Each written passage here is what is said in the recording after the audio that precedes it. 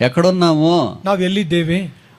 మనం ఉండేది ఇక్కడ లేదు కదా. ನಾವು ಇಲ್ಲಿ ಇಲ್ಲವಲ್ಲ. If we are not in the love of God, ನಾವು ದೇವರ ಪ್ರೀತಿಯಲ್ಲಿ ಇಲ್ಲದೆ ಹೋದರೆ, if we do not bring the world into the love of God, ಲೋಕವನ್ನ ದೇವರ ಪ್ರೀತಿಯ ಒಳಗಡೆ ತರದೆ ಹೋದರೆ, then the world will be under the wrath of God. ಆಗ ದೇವರ ಕೋಪದ ಕೆಳಗಡೆ ಈ ಲೋಕ ಕಂಡು ಬರುತ್ತದೆ. So the only two places the world can go in God. ಈ ಲೋಕವು ಎರಡು ಸ್ಥಳಗಳಲ್ಲಿ ಕಂಡು ಬರುತ್ತದೆ. Number one, the love of God. ಮೊದಲನೇದಾಗಿ ದೇವರ ಪ್ರೀತಿ. If that is not there, it should be under the wrath of God. ಅದು ಇಲ್ಲದೆ ಹೋದರೆ ದೇವರ ಕೋಪದ ಕೆಳಗಡೆ ಲೋಕ ಇರುತ್ತದೆ. Who will like to incur the wrath of God? దేవుని యొక్క ఉగ్రత ఎవరు కావాలనుకుంటారు? ದೇವರ ಕೋಪವನ್ನ ಯಾರು ಬೇಕೆಂಬುದಾಗಿ ఎవరు ఆ కోపాన్ని భరిస్తారు?